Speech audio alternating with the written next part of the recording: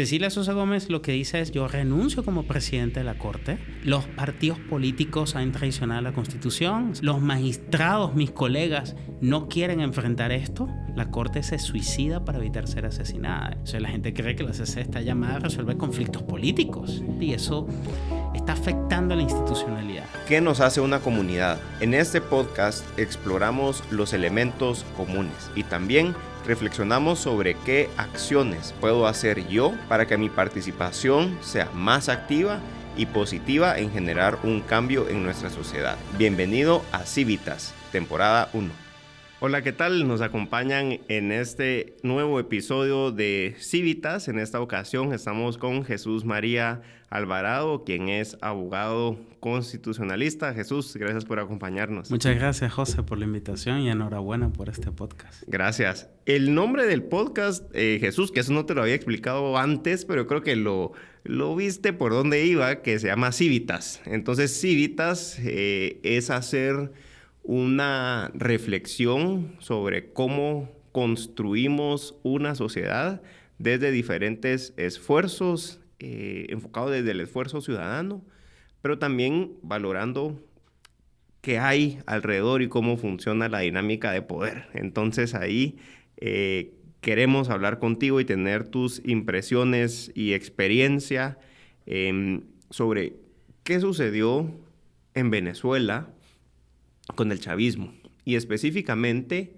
con el rol de las cortes, porque creo que regularmente le ponemos muchísima atención a la figura del presidente, en Latinoamérica especialmente, pero cuando volteamos a ver el fracaso de los proyectos de Estado de Derecho, por llamarlo de alguna forma, en Latinoamérica, culpamos regularmente a la figura presidencial. Correcto. Y bueno, es que ganó la izquierda y cuando la izquierda gana, ¿verdad? Pero si partimos desde el punto de vista que también las cortes forman parte del Estado de Derecho y una parte muy importante, tal vez evaluar y conocer la experiencia de qué pasó. Claro. No, mira, de nuevo muchísimas gracias. Creo que es un tema súper apropiado. Lo que pasó en Venezuela con el tema judicial, podríamos decir en dos partes. Uno antes del chavismo y otro después del chavismo. Antes del chavismo había toda una idea crítica respecto al Poder Judicial. Críticas respecto al Poder Judicial, eso significaba que algunos periodistas denunciaban hechos de corrupción dentro del Poder Judicial, algunos jueces que supuestamente eran parte del sistema político. En Venezuela había un bipartidismo muy fuerte entre Acción Democrática y COPEI. Entonces había todo un clima, atmósfera política de adjudicarle las responsabilidades de la corrupción al Poder Judicial. De hecho, cuando el Poder Judicial sostiene estas críticas constantes, el Poder Judicial, como sabes, es un Poder Judicial que no tiene por qué estar dando ruedas de prensa ni por nada de eso. Entonces, eso fue manchando al Poder Judicial. ¿Qué pasaba? Que en el Poder Judicial, claro, la acusación de corrupción era una cosa muy genérica. Habían periodistas que claramente indicaban algún tipo de juez. Pero era un poder judicial que, si bien habían algunos indicios de corrupción denunciados por los periodistas, era un poder judicial constituido con personas juristas respetados, con intenciones de controlar el poder, algunas efectivas, algunas no efectivas. Ahora bien, Venezuela es un país presidencialista. El poder judicial no era el gran poder que funcionaba durante la Constitución del 61. Sus actuaciones eran más comedidas. Hay un hecho también que es muy importante. El Poder Judicial toma un papel casi estelar con el juicio del presidente Carlos Andrés Pérez en el año 92, 91. Ese juicio fue muy criticado por los abogados en su momento, al menos los defensores del presidente Pérez, quienes decían que fue una treta política. Era una treta política para salir de Carlos Andrés Pérez, producto de todo ese discurso anticorrupción. Básicamente era una partida secreta en donde Carlos Andrés Pérez quería ayudar a la democracia hoy menguada de Nicaragua y por eso sale el poder.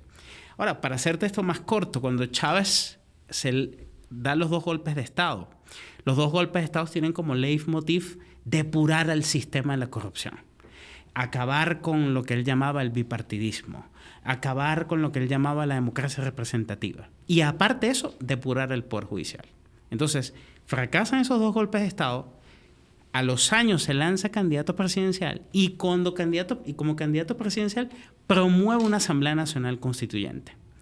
Esa Asamblea Nacional Constituyente tiene un papel estelar el Poder Judicial. Y para los que nos están escuchando, la Asamblea Nacional Constituyente es para reformar la Constitución. Sí. Reescribir y renovar y, ¿verdad? Varios adjetivos el que se le quiera poner, pero tiene como fin cambiar la Constitución. Así es. Bueno, entonces teníamos un problema ahí que es el que tú apuntas. La Constitución del 61, que era la Constitución anterior a la de 1999, es muy parecida a la de Guatemala. Es decir, no preveía la figura de una Asamblea Nacional Constituyente para hacer toda una nueva Constitución. La de Guatemala, como sabemos, solo es para reformar el capítulo 1, título 2. Bueno, entonces en Venezuela o se reformaba o se enmendaba, pero no para crear una nueva Constitución. Chávez se empecinó en que había que hacer una nueva Constitución y a la Corte Suprema le tocaba decidir esto. Y la Corte Suprema, presionada abiertamente por la opinión pública, por los discursos incendiarios de Chávez, por el desprestigio que ya tenía el Poder Judicial, de alguna forma no termina de resolver el dilema en una sentencia muy ambigua que un italiano, famoso profesor de Derecho Constitucional italiano, le llamó la muerte de una Constitución. La Corte casi se lava las manos y permite que Chávez convoque una Asamblea Nacional Constituyente. Y la presidenta de la Corte en ese momento dice que la Corte se suicida para evitar ser asesinada. Esa es una de las frases más impactantes del año 99. Yo estaba por entrar a la universidad y cuando se convoca la Asamblea Nacional Constituyente, la Asamblea Nacional Constituyente lo que hace inmediatamente, es una de las primeras medidas, la reorganización del Poder Judicial. Y a partir de allí, un poco tu pregunta, cambia toda la dinámica. Porque ya no es la idea de que si el presidente da un golpe de Estado, sino es que ahora el gobierno usa el Poder Judicial para justificar y avalar todo el proceso revolucionario que comienza con la Asamblea Constituyente.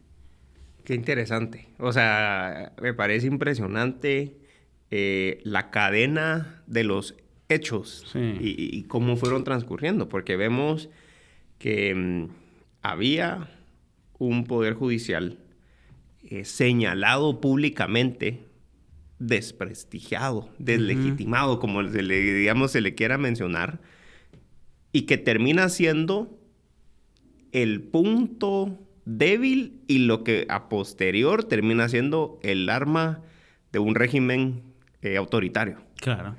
Y era la función y posibilidad de frenar los abusos de poder de ese mismo presidente en ese entonces.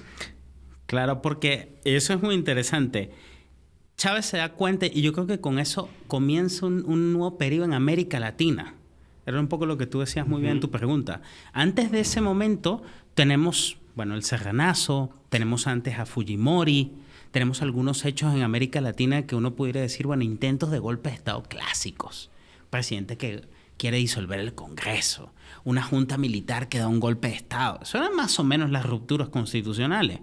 Lo que pasa en Venezuela ya no es la ruptura constitucional que quería Chávez en el año 92 con sus 2 golpes de Estado.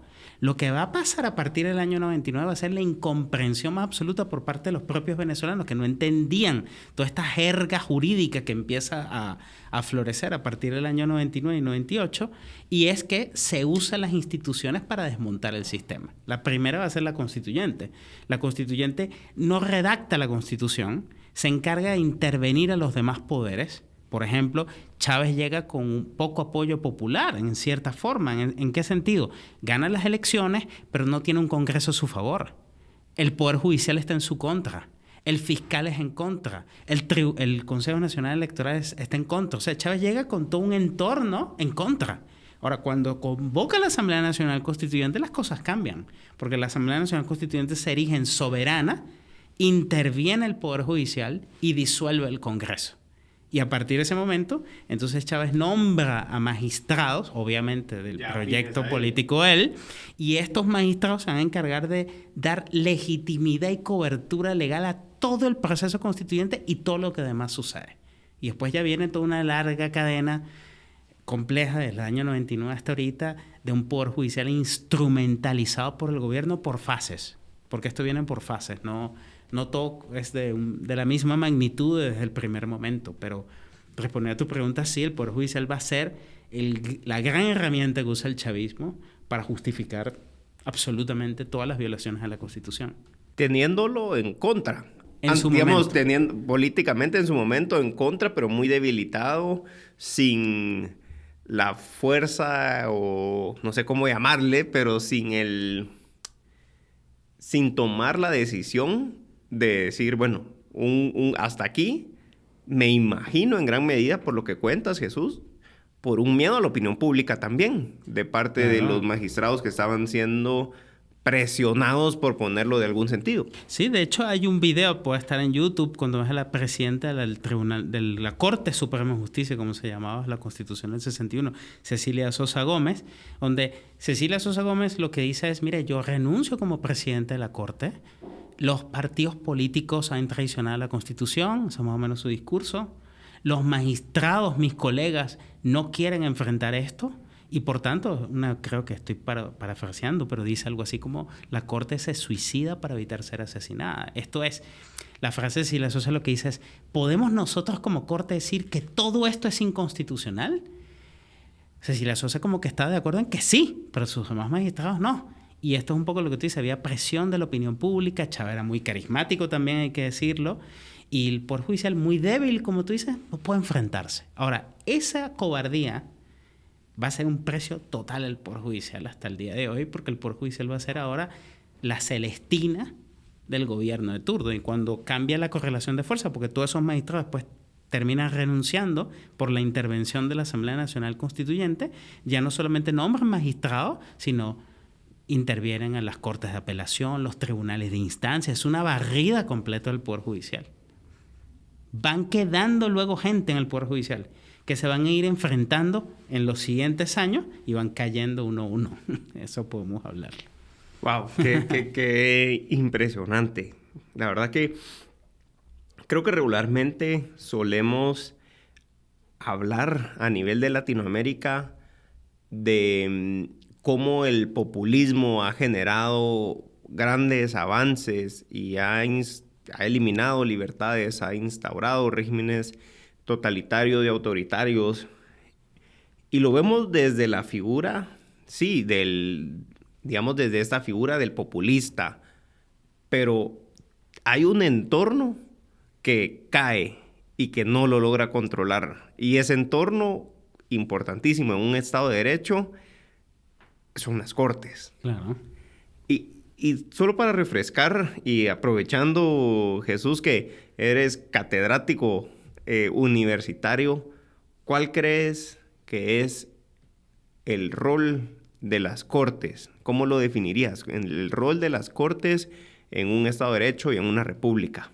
Va a haber un problema, José, que coincide con esta fecha en específico. A ver, Guatemala, por ejemplo, tiene una Corte de Constitucionalidad mucho antes que Venezuela. Venezuela no tiene una Corte de Constitucionalidad, sino una sala constitucional dentro del Tribunal Supremo. Esto se debatía en la Constitución del 99 y había control constitucional. No es que no había control constitucional. Claro que había control constitucional en Venezuela, como en muchos países. ¿Qué es lo que va a pasar a partir de los años 90 y el 2000 y todo esto? Que lo que tú decías al principio. Todo el foco cambia hacia el Poder Judicial. De hecho, si uno ve en Guatemala, todos lo están decidiendo las Cortes. ¿Por qué? Porque empieza una idea de que, bueno, el Congreso está desprestigiado, el Ejecutivo siempre se asocia como que es el culpable de casi todo, la Fiscalía, bueno, no, es un tema más o menos penal y tiene unas repercusiones en determinados momentos cuando se quiere hacer la acción punitiva muy fuerte. Pero entonces toda la discusión va al Poder Judicial. Y aquí se dan tres cosas. Se da por un cambio en la mentalidad jurídica. O sea, esto que llaman el neoconstitucionalismo, las ideas de que el Poder Judicial es el mayor, el contrapoder, el que de alguna forma, como sus jueces son independientes e imparciales, van a resolver conflictos políticos. Las Cortes no están preparadas para eso. Esto va a ser un problema institucional. Ya decíamos antes que en casi todos los países de América Latina el Poder Judicial es muy débil. Uh-huh. Entonces, someterlo a una intensidad política como la que va a pasar a partir de los años 2000 en Venezuela es politizar y judicializar la política. Entonces yo te diría, ¿cuál es el nivel de las cortes? Decidir con arreglo de derecho. Eso parece muy simple, pero decidir con arreglo de derecho implica un presupuesto institucional, ser independiente e imparcial. Y eso sabemos que los tribunales en América Latina no lo son. Y por otra parte, que las cortes no se metan en conflictos claramente políticos. Porque esto no va en favor de la democracia ni del Estado de Derecho, sino al contrario, debilitarla.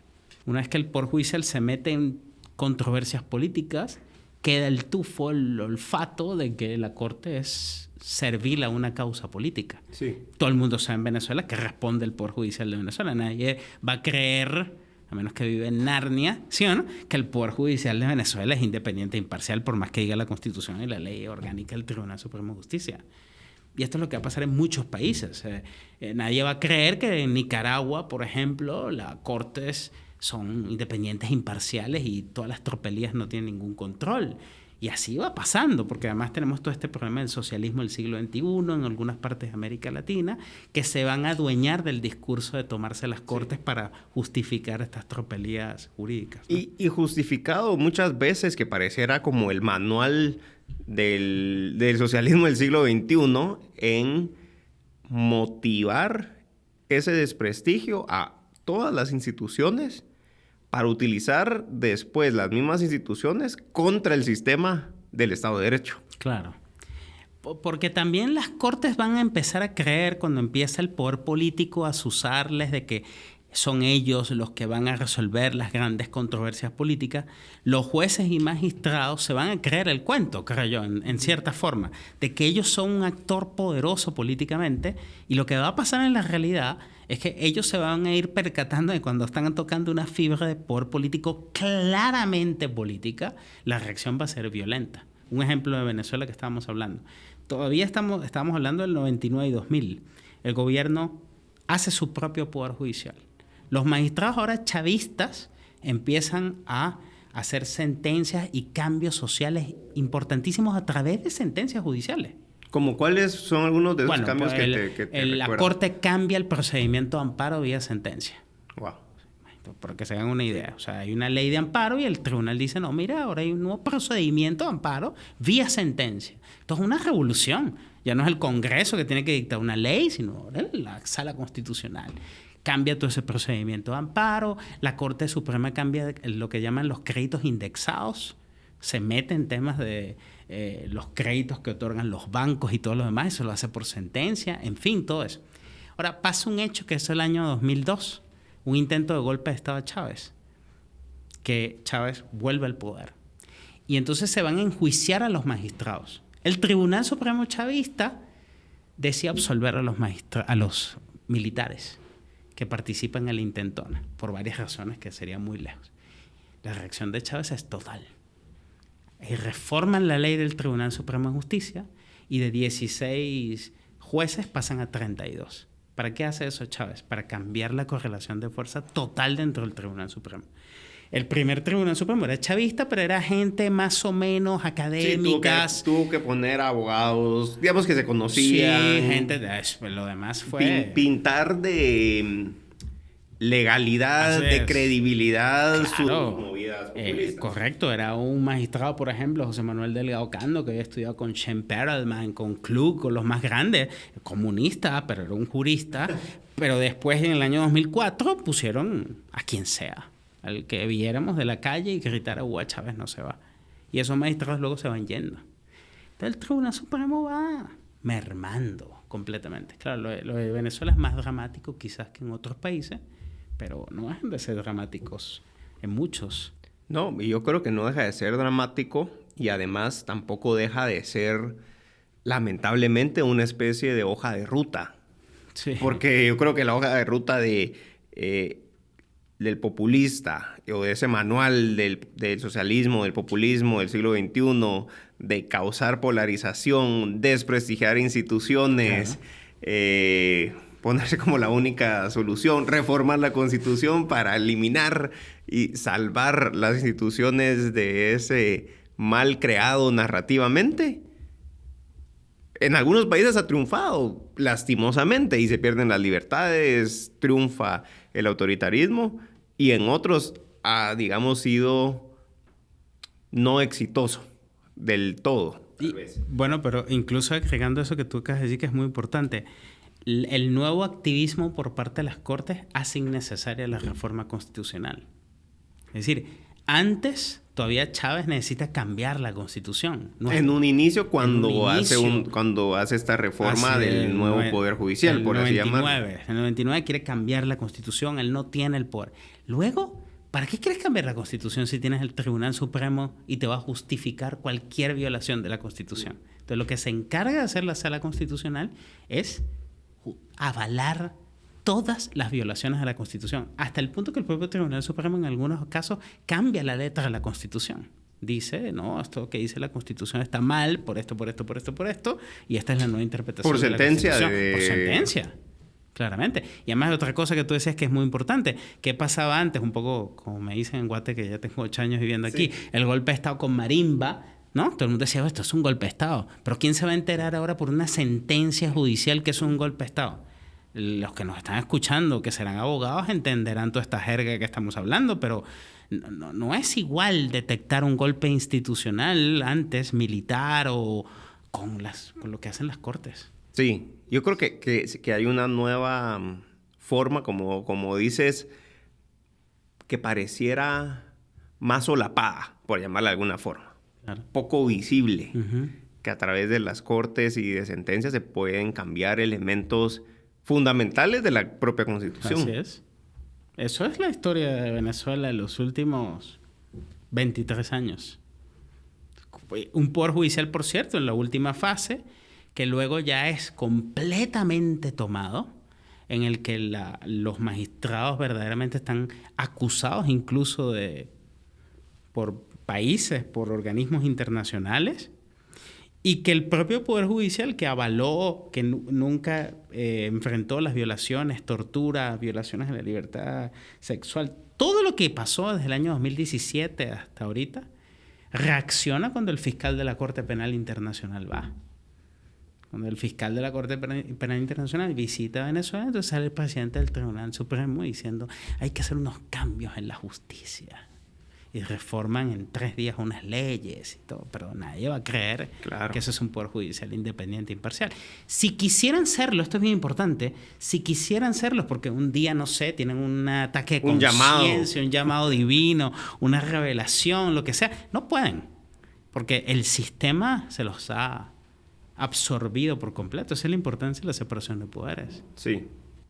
Y ahí mencionas uno de los principios, yo creo que fundamentales, que es la separación de poderes y que es como el enemigo, por llamarlo de alguna forma, del populista. El populista no quiere separación de poderes, quiere una concentración de poder para él mismo. Claro.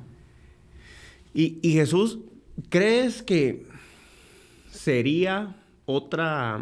No sé si has visto algún otro ejemplo en América Latina de esa... Es que más que una cooptación, es creación de un nuevo poder judicial derivado de un esfuerzo presidencialista o de una fuerza política con ese apoyo popular. Hay casos en América Latina que son diferentes, diría yo. Eso es una buena pregunta. O sea, por ejemplo, en Argentina tengo la impresión que Argentina tiene un sistema de justicia muy inspirado en los Estados Unidos, con una protección de los jueces que, a pesar de que el peronismo y todo lo que se habla se ha mantenido. Esto es un caso extraño en la región. O sea, Argentina lo que hace que no sucumba, me parece a mí, totalmente es su poder judicial. O sea, ni el peronismo ha podido destruir la lógica corporativa de los jueces. Los jueces en Argentina se sienten parte de una corporación y, independientemente de la ideología, se defienden como jueces. O sea, tú veías que, por ejemplo, el kirchnerismo quería destruir el poder judicial, pero nunca pudo, por completo. No pasa en Argentina lo que pasó, por ejemplo, en Venezuela. Otro caso interesante es el de Colombia. Colombia es un país con una democracia, con sus problemas, órgano Petro, siempre ha tenido un sistema democrático, a pesar de que es un país que todavía tiene una guerra civil. Pero la Corte Constitucional de Colombia es quizás la corte más activista de toda América Latina, pero por mucho. Es una corte decidida a reescribir la Constitución, son justicieros, pues, en este sentido. Entonces, claro, desde un punto de vista un poco más formal, tú dirías, bueno, pero esto es un problema, porque para eso está el Congreso. ¿Qué hacen las cortes? Esto sí es un problema desde la creación de la Corte Constitucional de Colombia, el 91. Bueno, Guatemala yo creo que también es un caso interesante. Guatemala tenía una corte de constitucionalidad con prestigio importante cuando se crea en el 85 con carácter permanente. Es una corte que no es que es muy activista en sus primeros años y que en los últimos años se ha vuelto completamente activista y que hoy en día hablar de la CC genera un 50-50, por ponerlo, de gente que alaba o gente que critica lo que hace la CC. Eso no pasaba antes. ¿Pero por qué pasa eso? Porque había una carga de judicialización brutal dentro de la CC. O sea, la gente cree que la CC está llamada a resolver conflictos políticos. Sí. Lo vimos aquí en Guate y eso está afectando a la institucionalidad. Ya no hablamos del Congreso, ya no hablamos del Ejecutivo, ya no hablamos de los partidos políticos, ya no hablamos de la sociedad civil, ya de la Corte de Constitucionalidad. Entonces hay que persinarnos a ver qué dice la Corte de Constitucionalidad cada cierto tiempo, ¿no? Sí. Vimos intentos de antejuicios contra los magistrados por excesos y quedaron. Y hay otros casos también en la región que, bueno, Perú también es un caso extraño también porque el Tribunal Constitucional peruano también se ha politizado bastante, pero es un país que además es inestable por naturaleza, entonces no podemos decir que es el Tribunal Constitucional peruano el culpable de todo. O sea, Perú vive una inestabilidad brutal en los últimos años. Y luego tienes Bolivia, Nicaragua, Honduras, Ecuador, en el que el periodo del socialismo del siglo XXI instrumentalizó las cortes para avalar todo el proyecto autoritario. Sí. México sería un sistema en donde la corte resiste, un país muy grande. Más similar como al caso de Argentina. Más similar. Todavía no es una corte criticada, sí, pero no. Sí. Además el sistema mexicano es un poco más complejo. Pero... Y Jesús, ¿cuáles crees que deberían de ser algunos elementos que como ciudadanos tenemos que prestar atención? ¿Qué sucede alrededor de las cortes, del poder judicial en nuestros países? Bueno, en nuestros países primero yo creo que debería haber una cultura más fuerte de crítica a la jurisprudencia. Esta idea de que todo lo que digan las cortes por el hecho de que digan las cortes es constitucional. Ya es jurisprudencia y es jurisprudencia. Sí, eso es peligrosísimo. Okay. Tiene que haber una crítica de espacios como estos, o otros, en la academia, los periodistas, hacer crítica a las decisiones de la corte. El ejemplo más emblemático son los Estados Unidos. La Corte Suprema, cuando dice una sentencia, el país está o la mitad a favor o la mitad en contra. Y es interesante que haya eso. Los propios magistrados hacen votos salvados, votos disidentes. Es importante que los magistrados hagan votos disidentes y que sean votos disidentes magníficos, que muestren que sus colegas están equivocados. Deberíamos promover que los magistrados hagan votos disidentes. En Estados Unidos esa es una raíz. Entonces vas a ver que, no sé, el MCN, un periódico, dice, bueno, aquí la Corte Suprema de los Estados Unidos ha decidido esto, pero el juez tal ha salvado su voto por tal. Las dos cosas son importantes. Creo que tienen que haber simposios. Creo que tienen que haber congresos regulares tanto en el sector civil como académico sobre la importancia de la Constitución. Yo creo que en América Latina no hay esa cultura. No es en los Estados Unidos donde la gente está con su Pocket Constitution sí. Y en cuanto evento hay de la Constitución hay, o vendiendo a los padres fundadores en figurines. No existe eso. Entonces eso hace que no haya una cultura constitucional, diríamos así.